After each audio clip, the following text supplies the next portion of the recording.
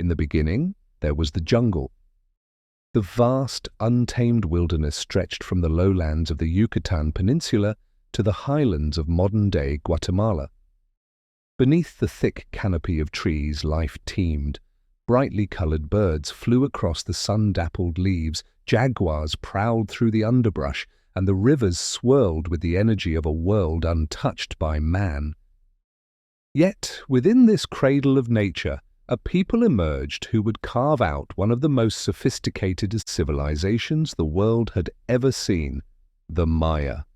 Centuries before their towering pyramids would rise from the earth, small clusters of families began to settle along the rivers. They were not yet the builders of monumental cities, but they understood the land, the cycles of nature, and the seasons. The early Maya, living in the pre-classic period, were primarily farmers, tending crops of maize, beans, and squash. In the fertile soil, their communities thrived. They used a farming method known as milpa, a system of slash-and-burn agriculture that cleared patches of the dense forest to plant crops. Under the stars of these nights, elders would tell stories of creation. They spoke of gods, of the great celestial movements that governed the lives of men, and of a cosmos that was ordered and divine. These were the seeds of what would later become a complex religious system, centered around the understanding of time, the heavens, and the forces that governed both.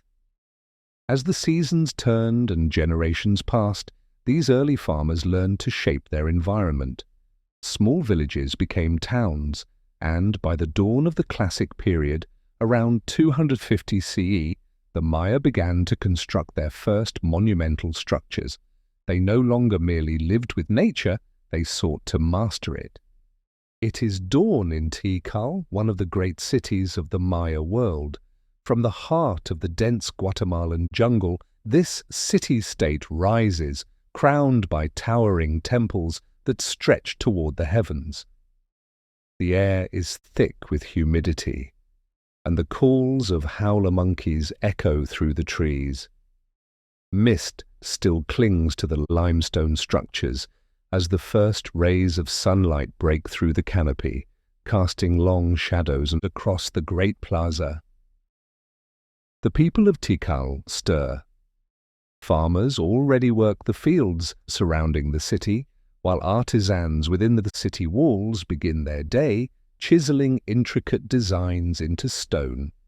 Traders from nearby towns prepared their goods, cacao, jade, obsidian, to exchange in the bustling markets.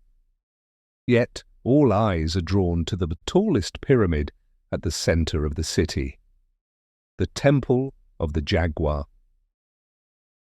Atop this temple stands Tikal's ruler, the Ajor, or king.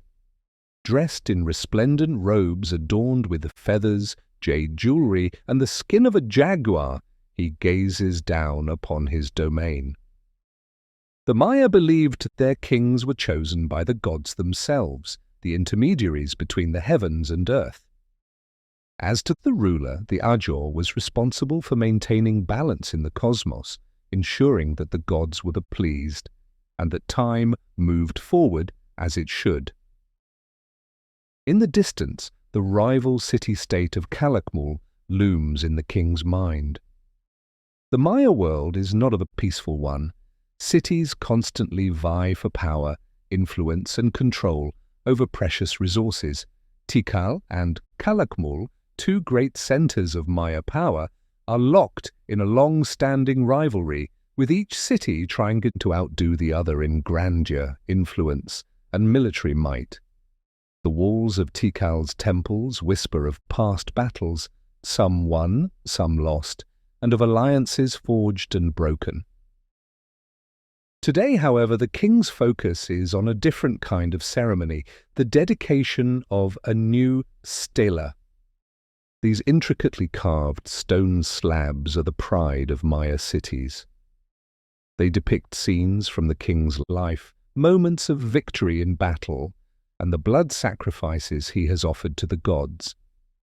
With the aid of his priests, the king steps forward, a ceremonial blade in hand, and performs a ritual sacrifice, offering his own blood to the gods. The onlookers bow in reverence, for they believe that the king's sacrifice ensures the sun will continue its journey across the sky. The city of Tikal is a living testament to the power of the Maya kings, whose authority is intertwined with the cycles of the cosmos. The people believe that without the king, the balance of the world would be lost, and chaos would reign. And so life in Tikal continues, with each brick laid, each crop harvested, and each star watched, serving a higher cosmic purpose. In the Maya world, time is not linear but cyclical, repeating in patterns that reflect the movements of the stars, planets, and moon. The Mayas' deep connection to the cosmos is perhaps their greatest legacy, and nowhere is this more evident than in their calendar systems. On a clear night in the city of Copan, an astronomer priest sits atop a pyramid, his gaze fixed on the star-filled sky. The constellations, known to his people as the gods walking among the stars, move predictably across the heavens. He murmurs incantations under his breath, invoking the gods who dwell in the celestial realm. The Maya had not one but 3 interlocking calendars, the 260-day Tzolkin, the 365-day Hab, and the long count, which recorded the passage of much longer cycles of time.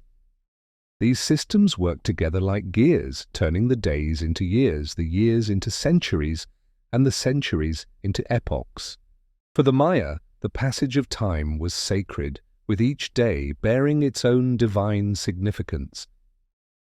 As the priest observes the movements of Venus, he records its precise position on a bark paper codex. Venus, in particular, holds immense importance in Maya cosmology. Its rising and setting are closely watched, believed to dictate the best times for war, for planting, and for certain ceremonies. The priest's calculations will be taken to the king, who will use this knowledge to plan the year ahead, whether to go to battle, when to offer sacrifices, and when to celebrate the gods. The Maya were not only astronomers but mathematicians. In their complex system of numbers, they discovered the concept of zero long before many other civilizations, a remarkable achievement that allowed them to make precise calculations about time and space. Using their intricate knowledge of both the heavens and mathematics, the Maya built their pyramids and temples in alignment with celestial bodies. El Castillo at Chichen Itza, for example, is so perfectly aligned that during the spring and autumn equinoxes, the sun creates a shadow that looks like a serpent slithering down the pyramid steps, a homage to the feathered serpent god Kukulkan. As the night deepens and the stars shift overhead, the astronomer smiles. His calculations are correct, and the gods have revealed their will. The cycles of time will continue to turn, and the universe will remain in balance, at least for now. The sun has risen high above the jungle, its rays filtering through the thick leaves, casting warm patches of light onto the sprawling city below.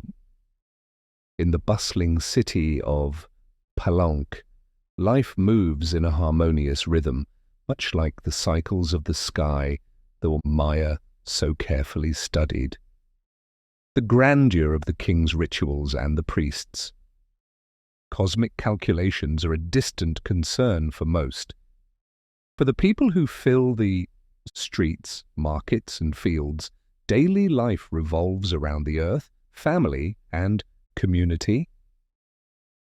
In the early morning, the women of the city kneel before stone metates, grinding maize into a fine paste. The sound of grinding stone on stone is a constant hum. Throughout the neighborhoods, maize, the sacred crop, forms the basis of every meal. From it, they make tortillas and atole, a thick drink that nourishes families from dawn to dusk.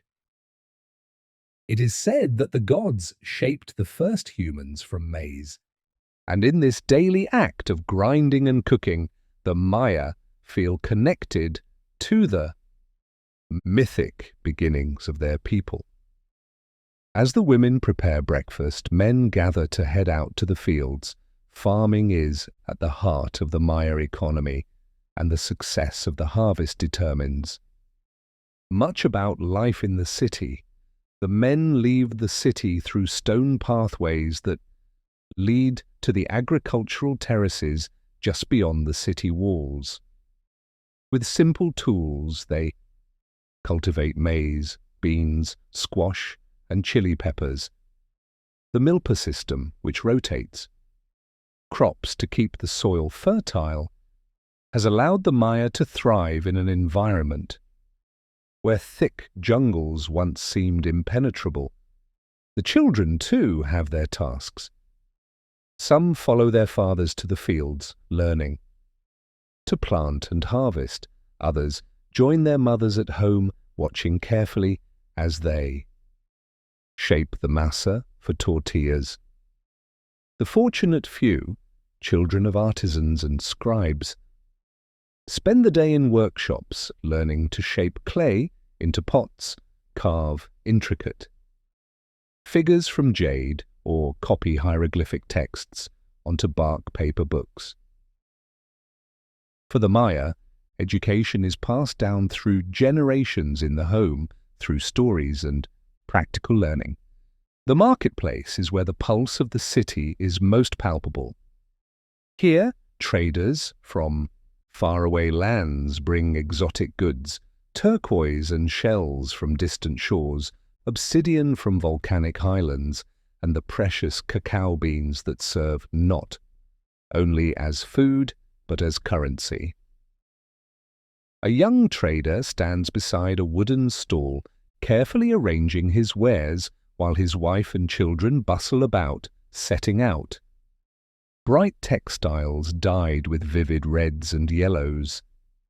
Nearby, an elder woman offers woven baskets in exchange for fish or salt. The market is loud, vibrant, and filled with life as people barter and exchange news, gossip, and stories from distant cities. Beyond the marketplace, deeper in the city, the artisans work in quiet, focused workshops. Maya art is not simply an act of creation, it is an expression of the gods, of the world's order, and of the Maya's place in the universe. Every piece of art, whether a painted mural or a carved stela, carries the weight of the divine.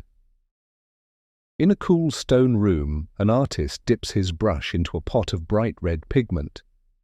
He paints on the walls of a temple, his steady hand tracing the outlines of a king in ceremonial dress. Around the king are images of the gods, Chak, the rain god, with his curling serpent-like nose, and Ixchel, the goddess of the moon and fertility, draped in a garment of flowing stars. These murals are more than just decoration. They are stories, records of the king's divine right to rule and his relationship with the gods. Nearby, a sculptor chips away at a block of jade, carefully shaping the image of a jaguar. The animal is sacred to the Maya, representing power, the night, and the underworld. When finished, this jade figure will adorn the belt of a noble, a sign of his status and connection to the jaguar god. In another workshop, a potter smooths the surface of a large clay vessel, etching scenes of battle into its sides. The pot will be used in a religious ceremony filled with offerings to the gods. Maya art is filled with symbols, hieroglyphs that tell stories, animals that represent gods, and humans who act as intermediaries between the earth and the heavens. Even their clothing is a form of art. Nobles wear garments woven with intricate patterns, dyed with indigo, and decorated with quetzal feathers, jade beads, and seashells. These designs, like their murals and carvings, are symbols of status, divine favor, and power. The artisan's hands move with a purpose, each stroke and chisel a devotion to the gods. Their work will last for generations, etched into stone and painted onto walls, to be seen by future Maya, who will continue to live under the watchful eyes of the gods. As the afternoon sun begins to descend, casting long shadows across the city, a crowd gathers at the ball court. In Maya society, the ball game is more than sport.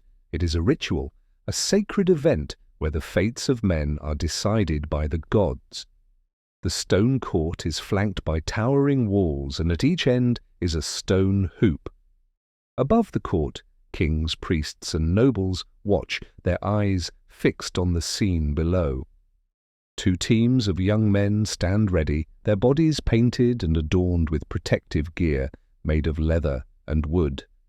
The heavy rubber ball is placed in the center of the court, and the game begins. The objective is simple in theory: to hit the ball through the stone hoop using only the hips, knees, and elbows. But in practice, the game is grueling, a test of endurance, skill, and divine favor. The crowd erupts as the ball bounces back and forth, its dull thud echoing against the stone walls.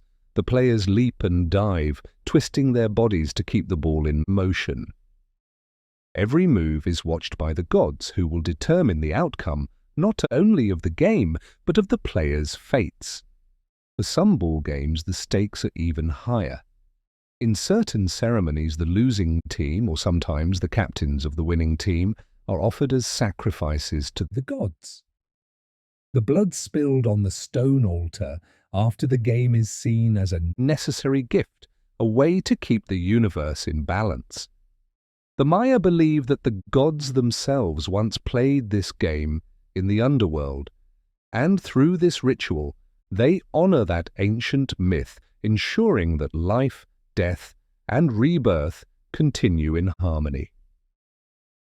The ball soars through the air one final time, and with a swift, graceful move, a player sends it through the stone hoop.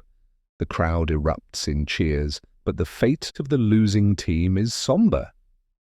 They are led to the temple, where the high priest awaits. Centuries pass, and the great cities of the Maya grow ever more magnificent. Tikal, Copan, Palenque, and Calakmul thrive, their temples rising ever higher, their kings growing ever more powerful. But the cracks in the foundation of this world begin to show. It starts with whispers, stories of drought, of crops failing, of wars that drain resources and leave cities weakened. The kings who once commanded the divine favor of the gods now struggle to maintain their power.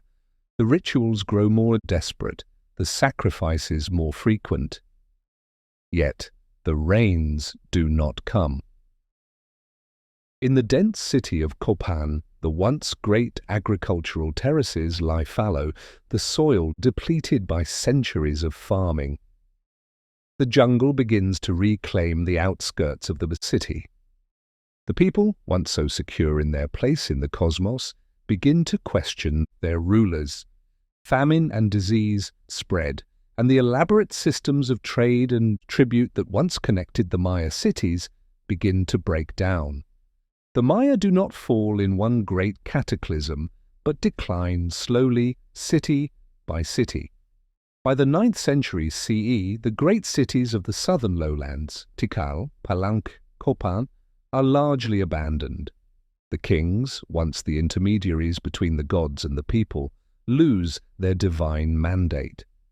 The elaborate ball games, the towering temples, the sacrifices to ensure cosmic balance, none of it seems to stave off the growing collapse. Yet the Maya do not disappear entirely. In the northern Yucatan Peninsula, cities like Chichen Itza and Uxmal continue to thrive for a few more centuries, their power shifting northward. The Maya culture endures, evolving, adapting to new challenges. By the time the Spanish arrive in the early 16th century, the Maya are no longer the great empire they once were. The towering cities lie half hidden beneath the jungle, their temples and palaces crumbling into ruin. But the people remain. In small towns and villages, the descendants of the ancient Maya still farm, still practice their rituals, and still remember the old ways. When the Spanish conquistadors march into the Yucatan, they encounter a fragmented world. The Maya resist fiercely, but their spears and arrows are no match for the guns and steel of the invaders. The Spanish bring with them not only weapons, but new gods, new diseases, and a new vision of the world. In the face of this overwhelming force, the Maya do not vanish. Their culture, language, and traditions persist, sometimes hidden beneath the surface, sometimes openly defiant. Even today, the Maya people continue to live in the lands of their ancestors, their rich heritage woven into the fabric of modern life. Thus ends our journey through the Maya world. From their humble beginnings as farmers in the jungle to their rise as astronomers, kings and builders of cities, the Maya left an indelible mark on history. Though their empire declined, their knowledge of the cosmos, their art, and their stories remain. Time for the Maya was a cycle, life and death, rise and fall, creation and destruction, all part of a greater cosmic order. And so, even as the great cities fall silent, the spirit of the Maya endures, carried forward in the hearts of their descendants.